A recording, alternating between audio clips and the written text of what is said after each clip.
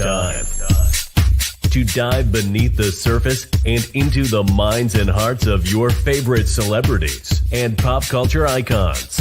Welcome to Up and Adam.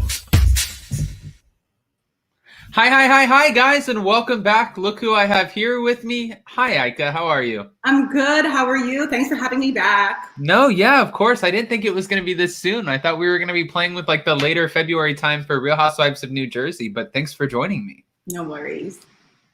Okay. So I know that the reason I asked you back was because we were talking a little bit, and you said that this season you were kind of getting into Real Housewives of Dallas because you like Tiffany Moon. She's our newest housewife. Have you been watching the season? Yeah, I've been watching this season.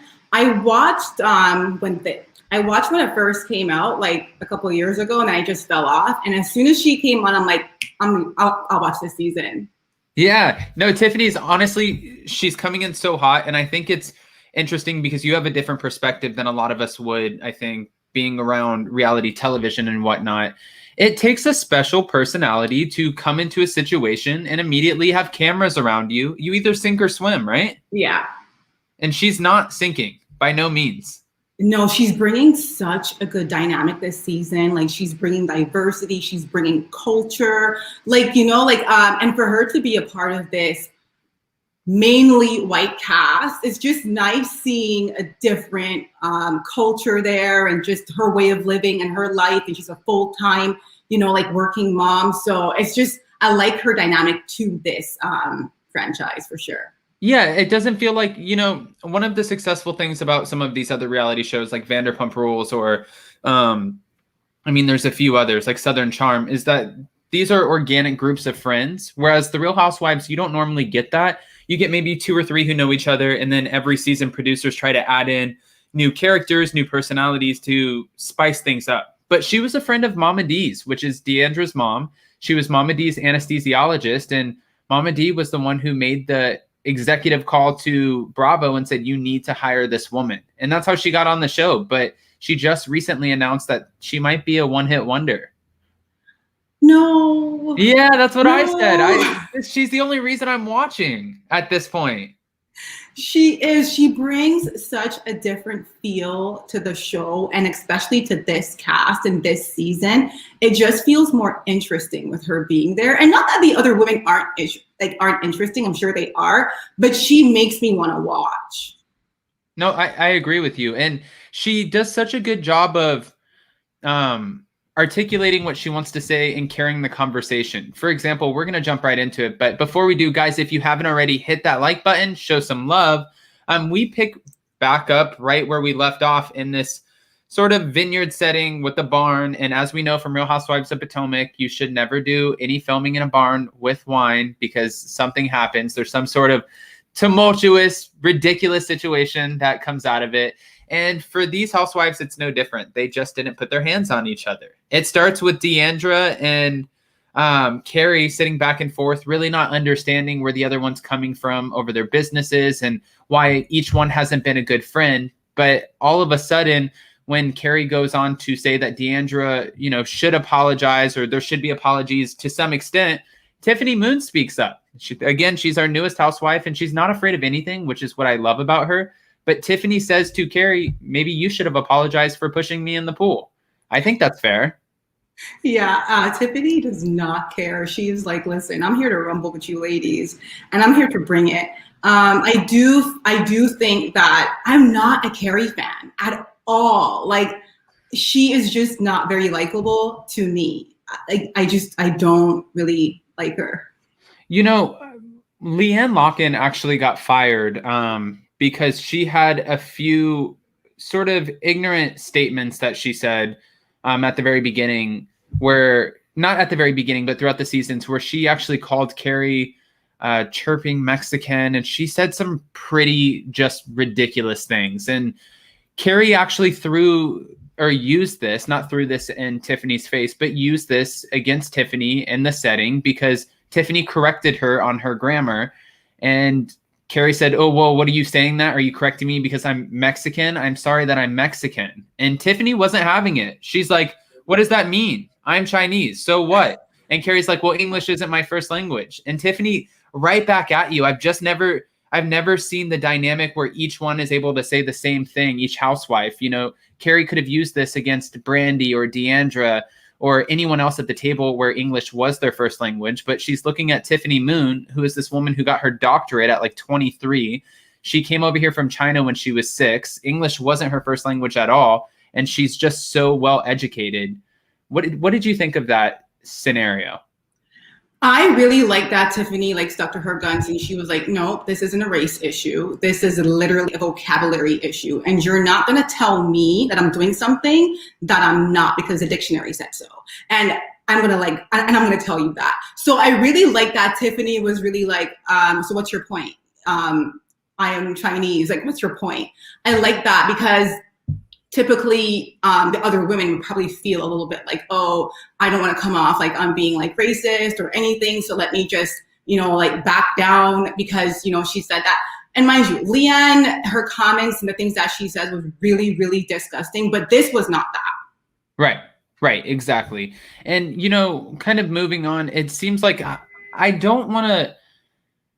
You have there's fan favorites when it comes to an ensemble cast. And I don't want to sit here and say that I dislike any of the women because you don't want to get anyone's paycheck kind of taken away and kind of start this like campaign towards them. But I agree with you. For Carrie, there's something that I find, I don't know if it's annoying is the right word, but there's something that I find just like, about Carrie. And I think it's because we watched Deandra. She's trying to put together this nice thing for Brandi. Brandi's enjoying it, but like Brandi said in this episode, she doesn't really like her birthdays because she doesn't like when everything's about her. But at this particular birthday, everything was about everybody else in the situation. Carrie kind of blew this birthday party up. And then she finished it off with, I don't want to say throwing her daughter under the bus, but mentioning her daughter's potential desire to take her own life because she's not happy with it. I mean, that's a huge situation to just throw out there. And I'm wondering if you think that she did that because she was losing the conversation, or if she did that because she genuinely wants to help other people who have struggling kids who might be in the same situation. I think in that situation, I felt like she was just using it to not, and I don't want to say using it because nobody should ever, be accused of using their daughter for that situation. I think in her mind, she was just kind of like, I have issues too. I'm going through stuff too. And, and bam, here you go. Because after you say that, who could really say anything to you after you drop a bomb like that, on the group? And I really just thought it was so selfish of her to nitpick at every little thing because she just had a birthday party. And how would she have felt if the women came around and just made it all about them and got like, and we're fighting at her birthday party? I'm sure she wouldn't have liked it. She should have been a little bit more conscious that like, even if she does not like Deandra in that moment, it wasn't about Deandra, it was about Brandi.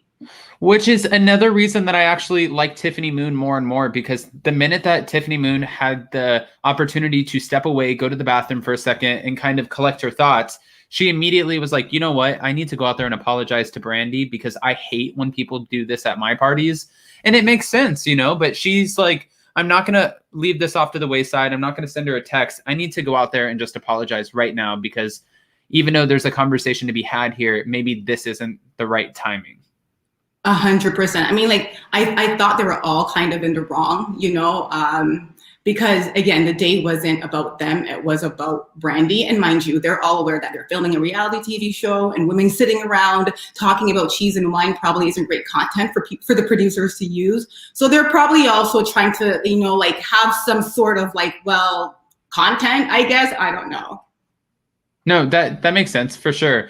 Well, there were a few other instances at this table that they weren't letting people let go of.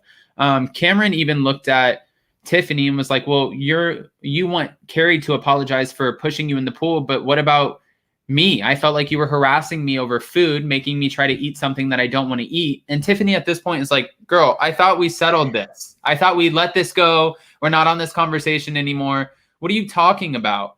And then all of a sudden she looks at her across the table and she calls her two-faced. This is when I like an educated woman. This by no means was what you would call two-faced. It was like maybe you were heated in the moment. You lost your words. Of course, you don't want to ask Carrie because Carrie's over here telling people that English isn't her first language. So she's not going to give you the right, term. But Two-faced? Did you agree with that or no? No. And I mean, how many times do you want her to apologize over chicken feet? Okay, she said she was being pushy. Like, she'd already addressed this. She had said, I was being pushy. Like, I apologize if you felt that way. I apologize. Like, she'd already apologized to her in the past, like, 100 episodes.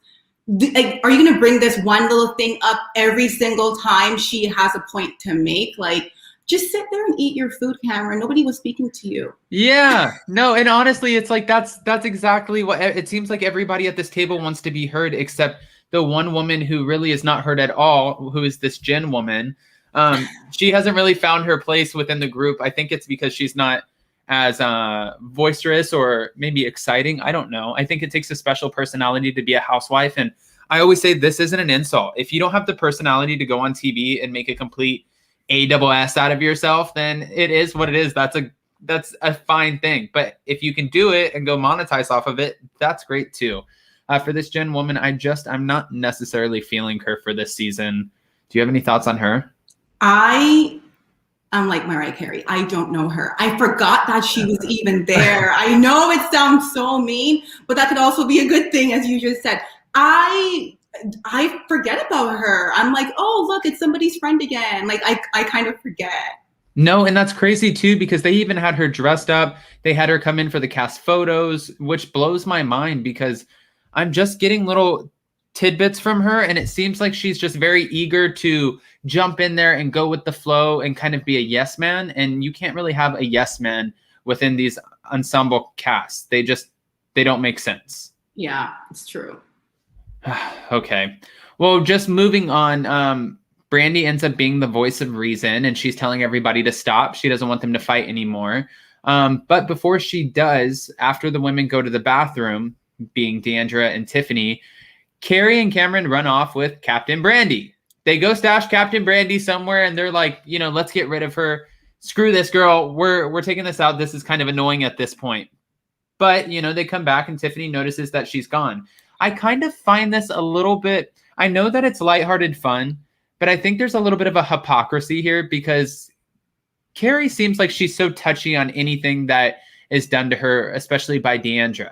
Now, if the roles were reversed and Deandra took something of Carrie's, I feel like Carrie is kind of walking this thin line right now where she has the capability of just snapping at any moment.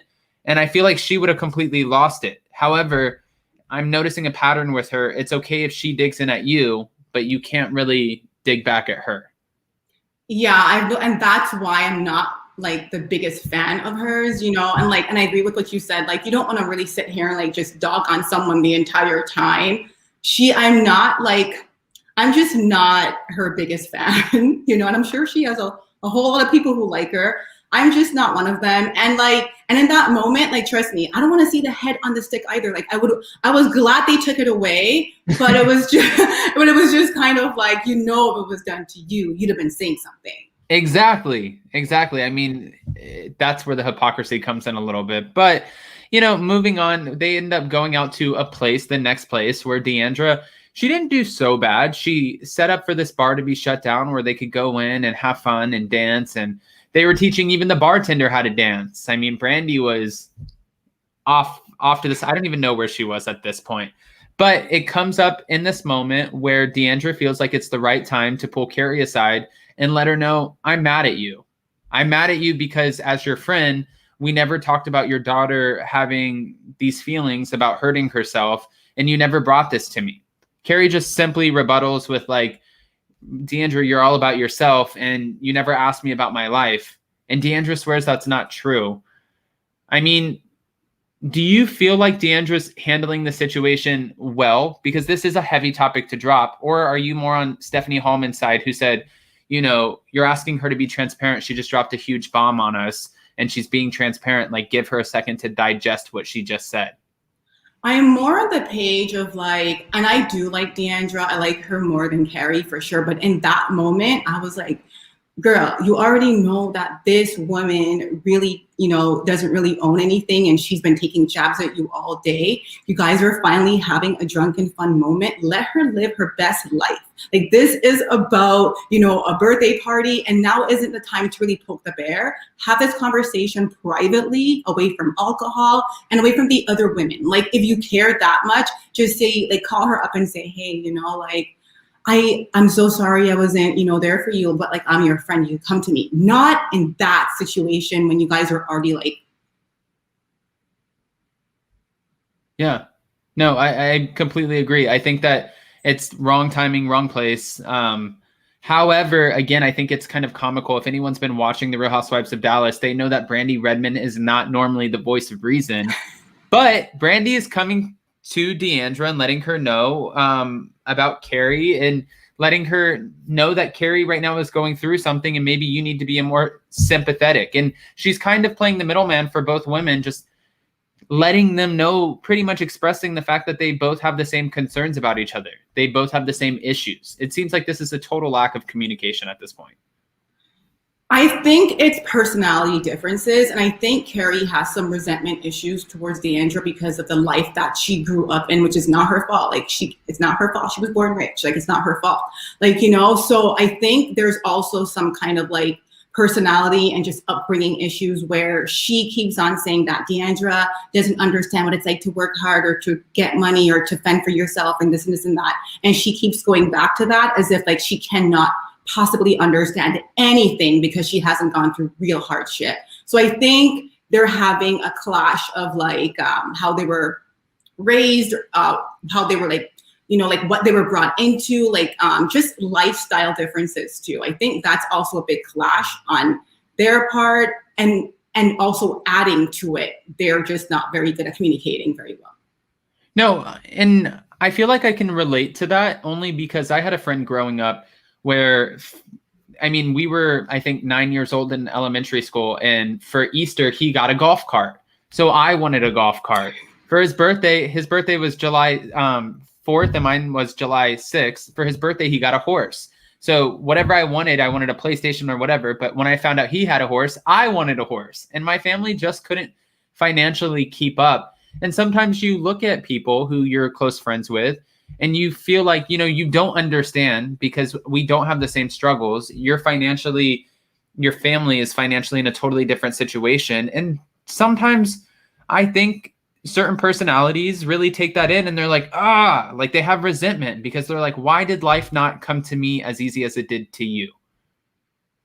Have you ever been in that scenario, or are you like, dude, I don't even know what you're talking about? No, can I tell you, I 100% get it. I think for me, okay, so I was born into, I shouldn't say born into, like when I was growing up, my dad did really well for himself. So like my mom, my dad, like my immediate family, like me, my brother, my mom, like we were well off, but I also had like cousins around us, that their dads weren't around. And my dad was the one who had to help them with school. And in Jamaica, you have to actually pay for your education. It doesn't matter how crappy the school is, nothing's free.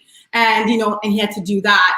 And then when I moved to Canada, I got pregnant when I was like 18, and my mom kicked me out. So the dynamics changed for me, where I was the one who was like, "Ooh, like, damn, like life is hard over here." And I had friends who were doing really well, and I've been like, "Damn, like I wish I had the help. I wish I had the money." Like, and I would listen to them complain about their struggles, and I'm like, "Girl, you don't even know struggle. I have a kid with no money, and I'm working 3 jobs, and I'm in school." And I think it just comes with growth. Now I'm at the age where I could meet somebody, who has way more than me and still understand what they're going through. And I know somebody who has less than me and still understand, because I've been through those experiences. I've gone through that. So now I think people, honestly, in life are where they are based on their experiences and their journey and their upbringing and what led them there. So she cannot fault D'Andra for her experiences. She doesn't have a different experience. That is all she knows. Right. And she chose to be friends with her. Like you chose to be friends with her knowing this. So you really don't have anyone to blame but yourself. Like you knew what you're getting yourself into. No, and that's true. You have to be able to handle being around certain people because envy is a big thing, jealousy is a big thing, and you have to be able to control it. And I think for this situation, you know, Carrie, again, she has a lot going on at home. She just went through a divorce. She has a business that's not necessarily thriving, and she's trying to figure out her next step. Whereas, again, Deandra has already been left one lump sum of an inheritance. She knows that she gets a whole estate when, God forbid, something happens to Mama D, and she's taken care of. So I'm sure she has her feelings. But speaking of Carrie, Carrie had an interesting moment in this when she's packing up her jewelry line, Camo by Carrie, Camo, Kamo. Okay. Listen, she's trying. And she had her daughter helping her pack everything up, and kind of, it seems like production just forced them to have a conversation. Yeah. But she wanted to check on her daughter because she's like, listen, you always seem like you have it together, that nothing's really going on with you, and that you're handling everything so well. How are you feeling after the divorce? And I thought it was kind of interesting, the fact that the daughter just shut her down, and she's like, Mom, I'm not talking about that. And everyone goes through their own struggles. Like, this is something that we can relate to. A lot of people who watch me on YouTube don't know that my parents have collectively been married over 11 times. You know, like, that's talk about step parents. I feel like I've met every caliber of step parent that there is, you know, and having stepbrothers and stepsisters, like, I know what that feels like. And, you know, I can see where this poor girl, that those were both of her biological parents, and she doesn't want to necessarily talk about it because it hurts right now. And I can relate to that, but I'm curious what you would have to say if you were ever on a Housewives show. And I know that you have an 18-year-old son. Did you say that you also have a 14-year-old? Yeah, I have an 18-year-old and a 14-year-old. 18-year-old and a 14-year-old. Yeah. There are some of these housewives who come on and they push their kids to have these tough conversations. Sometimes they're over 18, like Carrie's daughter, who talked about taking her own life due to depression. Or sometimes they're under 18, like when Lisa Rinna had her daughters come on and talk about bulimia and being anorexic. If you were a housewife and your kid was struggling, would you have your kid come on and film those struggles to help other kids and have that moment for filming, knowing that it solidifies your position in the franchise? Or would you keep that separate and private? I honestly, I feel like that would be, my son's 18, you know, that's his decision, but I wouldn't force it. I have like a YouTube channel, and my 14-year-old, like when he was younger, like loved being a part of it. He loved coming on and being funny. And now that he's like hit high school, he doesn't want to be a part of it. He doesn't want to be on camera. And we've never like forced him, never said, oh, you have to come on, just do this because there's kids your age group that we could just hit that target market. Like, we don't do stuff like that, right? So if I was a housewife, no, like that is not, like, that's my child's decision. If they want to, that's a huge responsibility. You're putting yourself out there, you're putting your business out there, you know, you're getting judgment, whether it's good or bad. And you don't have to help people if you don't want to help people. Like, that is not your job. There's millions of other people on a platform already helping people, speaking on those issues. And I wouldn't force my child to do that if they did not want to. I would be scared, you know. I'm scared of having my kid on a little YouTube channel. Like, I would be so scared. I watched where you were trying to find your kid's TikTok. Yeah. You know, I see what you're saying, but honestly, this is a fun topic really quick, because you have different housewives like Lisa Rinna who use this as a platform to have her daughters launch a clothing line and get into the modeling world. Yolanda Hadid, who obviously didn't need it with the power that comes with being Muhammad Hadid's daughter and Yolanda being a massive supermodel, but she used this platform to push her kids out there as well. Teresa Giudice, her kids are influencers. Cynthia Bailey from Atlanta, same thing. But then you have somebody, I don't know if you remember her. She was on Laguna Beach in the Hills, and then she had her own show called Very Cavallari. Kristen Cavallari. Yeah. Kristen refuses to show her kids. She says, until my kids are 18, it is their decision after that. Until then, I will be a part of a reality show, but I'm not going to make a decision that's going to affect the rest of their lives until they're ready and old enough to be an adult and make that decision, which is very far off than exploiting your kid, you know. But I also see the idea of putting your kid in front of the cameras and getting them a social media following. That way they can have a job and make money in an unconventional way. I don't know. I'm torn. You know what? I think it depends on your child's personality. So like my oldest son now, he is a lot, he's very into social media. And I have been the one who's been like, I know what comes with being on social media and having somewhat of a platform. And I'm the one who's like, please, no, just come on my channel here and there, but don't start your own. Like I don't want people to find you. Like I would never even tag him on Instagram and pictures because I was so scared of like people finding him and sending him messages and stuff like that. It depends on your son's or your daughter's personality and what they want to do. And if they want to go that route, you could only just be supportive as much as possible and try to give them a leg up as much as possible if you can, because that's the space that you're in. And if they don't want to, all the better. Yeah. I mean, it's a pretty shady dog eat dog world out there. You have to have some sort of backbone in order to enter it, because people, unfortunately, they said this on the Potomac reunion, but hurt people. And it happens every day where people see that you have a platform. They see you smiling. You have this beautiful, view behind you. You live in this amazing high-rise condo. They think that you're just absolutely stunning. You have your life together. You have this guy that, everybody's obsessed with you guys as a couple. People look at you and they want to rip that apart. And not just you. I mean, this is just an example of, everyone has something that somebody wants to take away from them, and they attack you on social media. So putting a kid in the line of fire, I can see where as a parent, that would be a big decision. It's so scary. Yeah. So if I ever have a kid, I'm exploiting it at 1 year old. I'm just kidding. No, but moving on. Speaking of kids, there was one scene in this show that made me feel bad. And it was for Tiffany Moon. Actually, there's two things about Tiffany Moon. One, the fact that she can just nonchalantly eat food anywhere around a dead body. I don't like that. No, that's weird to me. I was like, Tiffany, I love you, but girl, I can't get with that. No, she's just sitting there and she's like, I just look over at the dead body and I'm eating my tuna fish sandwich. No. You don't just do that. What do you that would creep me out so bad. Just looking at this guy who just got embalmed or at the coroners, whatever, and looking at this dead body who's just kind of all cockeyed and whatnot, and you're just eating your Subway sandwich. I hate that. I could never. I'm sorry. I don't even no. I no. Yeah. I couldn't. I would lose the appetite right away.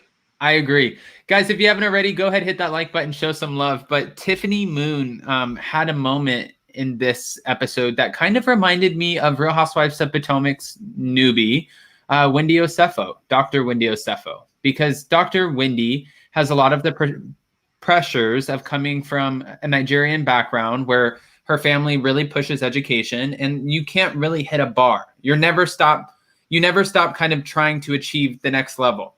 And for Dr. Wendy Osefo, she's at a point where she doesn't want to be a professor anymore. She doesn't want to take the time away from her family and, I guess put it into a career. She wants to be more of a family woman and I guess focus on her political commentary. But for Tiffany Moon, you can see the same thing. It's getting to her and starting to eat her alive that her daughters are now speaking. They're acknowledging the fact that she's absent and she doesn't need to be. She lives in a big, beautiful home. They obviously have a good amount of money. Mama D said that the Moon family comes from a lot of money. So I'm sure that it's kind of stashed there somewhere. And I think that she's struggling with what her parents put on her herself, being you need to work, you need to have an education, you can always do better. And that's what's hindering her decision to spend more time at home with her family. I felt really bad for her. What do you think? Yeah, I felt, I felt so bad for her as well. And coming from immigrant parents, and my boyfriend also comes from immigrant parents just literally love to guilt you. They're just guilt. That's just how they are. Why? Because they honestly feel, I don't know why they do that as a tactic, because their families guilted them. It's a whole like generational thing, you know, it just trickles down. Just a cycle of guilt. It's just a cycle of guilt. I think though, am I echoing, Adam? Am I okay? No, not at all. Okay, good. I think with Tiffany, I would be like, I'm richer than my parents. Like, I really did that. So her parents really can't say anything. Like, they cannot say anything. Like, she's educated. She, you know, she's a great mom. She's a really good husband. She is living well. Like, every parent wants that for their child. How much more education do you want this woman to have? Like, how much more can she prove to you? She's rich. Like, well, that's why I liked when her husband spoke up and he's like, Tiffany, like, what more can you do? You've won all of the awards. You've achieved what you wanted to achieve as far as education. Pretty much you're on a TV show. We have this big, beautiful mansion. They have their own wine cellar with their own wine. Like, they have 2 beautiful little twin daughters. I mean, they're so successful. I agree with what he was saying. He's like, what more do you want? But for her, there's some sort of internal kind of, like you said, I guess maybe when you come from, I'm telling you, Adam, it's like it's an immigrant parent thing. Like, I didn't even know that there was a guilt trip that comes with having immigrant parents. I did not know that. See, my parents came from America, so I feel like they were like lazy and like, son, you want to go to school? You don't want to go to school? I don't care. When you turn 18, you're out of my house. Figure it out. Can I tell you, immigrant parents, like, even for me, as I said, like when I was younger, like I went to a private school. I went to like, I had everything I've ever wanted growing up. My dad was a successful business owner. So for me, I'm like, oh, I can't bring like shame on my family. I have to work really hard. I have to like show them. I have to repay them because they constantly like, they remind you that, oh, you know, I worked, you know, 10 jobs to take care of you, to send you to school. I did. And like Tiffany, I had the same thing where my mom left when I was 3, and I didn't move to Canada until I was like 10. So they will definitely throw those sacrifices in your face and say, oh, you know, we did this and we did that and we did that. Like, they just love doing that. I don't know why, but even my boyfriend's parents, they do it to him. And he is like a badass realtor. And like, he still feels like he has a lot more to prove. I'm like, you're doing so well. You have so much going for you. You're killing it. You're making really good money. What more do they want? Like, your kidney? Like, I don't know. Yeah. It's the more is more approach. And it's so funny because, you know, it just shows you the sort of differences and almost disconnect when you have kids. And I'm not saying that this is for everybody. It would be ignorant to do this whole sort of blanket statement over kids who are born in the United States of America. But I do feel like there are a lot of us who you already know that you're a citizen here. You grow up with that sort of privilege, and there comes a sort of lackadaisical, you know, motion with that where you feel like, okay, well, whatever, it's going to be fine. I'll go to school. If I don't go to school, I'll figure it out when I turn 16. When people ask you, what do you want to do when you grow up? I don't know. Like, it's just very nonchalant. And, you know, again, I've had friends who are overachievers too, but I never really thought about it like that. And thinking about the fact that, sure, if you have immigrant parents who have come over here, they've sacrificed so much and they've come here and lived in harsher conditions. And they're like, I came here so you could have a better life. You better get to work. I get that. I mean, I would probably be the same way. Yeah, but that's where her guilt comes from. But for me, like Tiffany's living here, not here in Canada, but in the US. And she, I'm sure, seems to be more successful than her parents. So their hard work has paid off. This is the time for you to now relax and enjoy your life and your children and your husband, because I do think success is a lot more than just like, you know, working and proving yourself that way. Success is just having an overall happy life to me. I like that. I'm going to take that home with me and think about that, because sometimes I rate my success on, it's like finances. And I really stress out. Like if I don't hit certain numbers of the month, or when I'm working, or my biggest stress in trying to feel like I've achieved something in my life is hitting a certain number, but then I let everything else as far as like my mental health and my mental happiness and kind of what I love to do fall to the wayside because I'm so focused on that number. And then if I hit that number, I'm like, well, shit, everything on this side sucks now. So it's really hard to find that balance. And I think that makes a lot of sense. You know, success is based on how happy you are, what point in your life that you're at where you're content. There's a lot of things that play into that, but I like that. You're like, thanks. No, but you know what? It's so true. But I've just met friends, you know, in my recent years, like in the last 2 years, that have taught me that as well. Where I am like you, like, you know, like we are in a numbers game. When you do anything, you know, and we're pretty much like in sales, you know, in sales, when you put out videos and you are an influencer or anything, you're like, okay, I have a certain number and I don't hit it. It stresses you out. You're just like, wait, that didn't do as well. Why didn't it do well? And then you go into all this stuff, like your analytics, and you're just like, what happened, you know? But I've just learned that overall happiness is the biggest success. The people I admire are people who are like great wives, great business women, like all around. I don't just admire someone who has one of it. I admire the whole package. Yeah. I need to go find a few people in my life that have the whole package.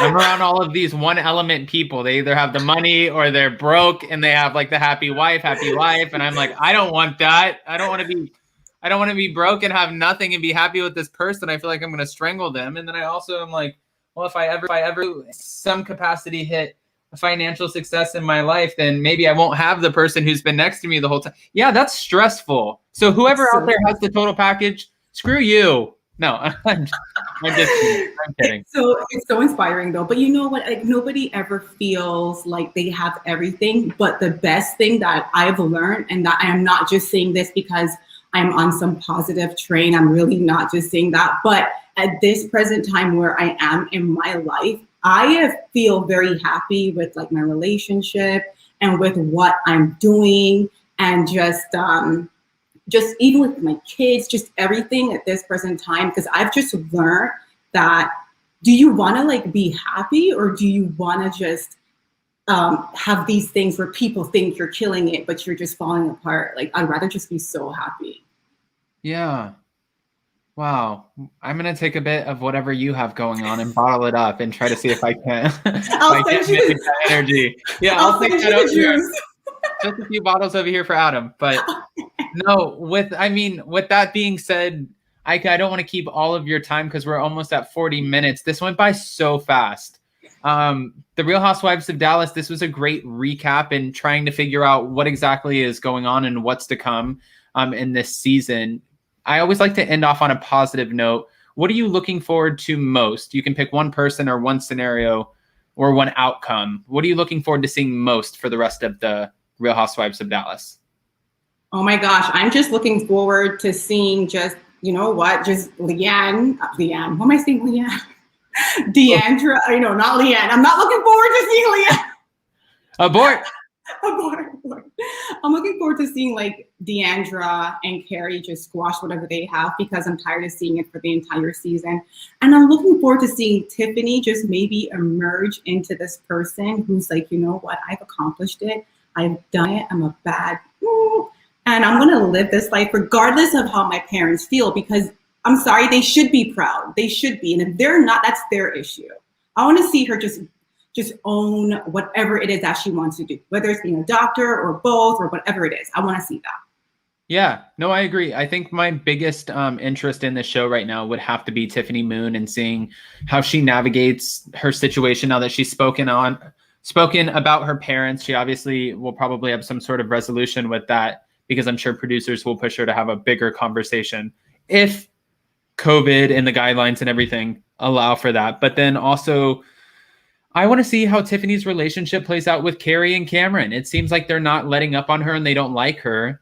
And I think that this is just a woman who's not used to having a lot of friends. She's used to really just immersing herself in her books and her career and her job. And she's trying to navigate and figure out how to be a good friend, but also how to have a good group of friends. I want to see how all of that plays out. So we'll wait and see. We'll wait and see. I know. I'm already waiting like for the reunion. I want to see the reunion. See, reunions are honestly, they're the make or break of the whole season. I could actually skip the seasons and just go on to watch the reunion, honestly. And speaking of the reunion, they haven't filmed it yet, but Tiffany was talking about how, again, I put this as the thumbnail for this. Tiffany was talking about how she might be a one-hit wonder for the season because she feels like she's taken away so much time from her family that this is just not. She thought the situation would have been a lot more fun than what it is, but she's realizing it's just hindering her family dynamic and the time that she should be spending with them because she so much as this anyways. And she doesn't know if she wants to take that much more time again away from her family because this fame thing, she doesn't care about it. She cares about her career, her job. She's a different caliber in her life. She doesn't need any of this. So we'll have to wait and see. Yeah, I know. I feel like I'm hoping that she comes back. I really love watching her, and she's really, made this season what it's been so far. So I'm really hoping she comes back selfishly, but I understand if, she can't. I agree. All right. Well, guys, if you haven't already, go ahead and hit that like button. Definitely go check out Ika on her YouTube channel. Ika, can you let us know where we can find you if we're living under a rock? You guys can find me at Dem and Ika. We're a couple's YouTube channel. She says it's cringeworthy, but it's not. You have to go watch these videos. I've actually been watching them with my fiance now, and I'm like, would you? He's like, no, I can't do that. But you guys are funny. I would love to see you guys have a couples channel. I would definitely watch. No, we would kill each other. You guys do it. You guys do it very well. For us, like when I saw him slam the door and you were like on the car and you looked at him like, what? I'm like, you slammed the door in my face. I'm gonna like Teresa Giudice flip this car over, slam the damn door in my face. This is crazy. That's why we need you to start a couples channel. No, I don't know about that. You guys might get us. It's gonna reveal my other side. I don't need that. But all right, Ika. Well, if you're around next week, I would love to have you back. I'll definitely message you on Instagram and see. Or even I'll just shoot you a text and see if you have any availability. But again, thank you so much. And I appreciate you just jumping on with me last minute. No worries. Thanks for having me. And yeah, I get really nervous doing these kinds of videos because I got so used to just saying, if I messed up, I'll just edit that part out. Like now I'm like, oh crap. No, this is honestly, it's fun. And everybody in here, they're so great. Everybody has a good personality and a good outlook. Like I think this is an awesome community that we have in here. Everybody is just living in the positive. So they love having you on, and I think that they would love to steal you back. So we appreciate you. Okay, well, thanks for having me. And guys, don't forget to smash that like button and subscribe to Adam's channel because it does give you a like. Okay, honey. Wow. What she said. See you guys next time. Bye.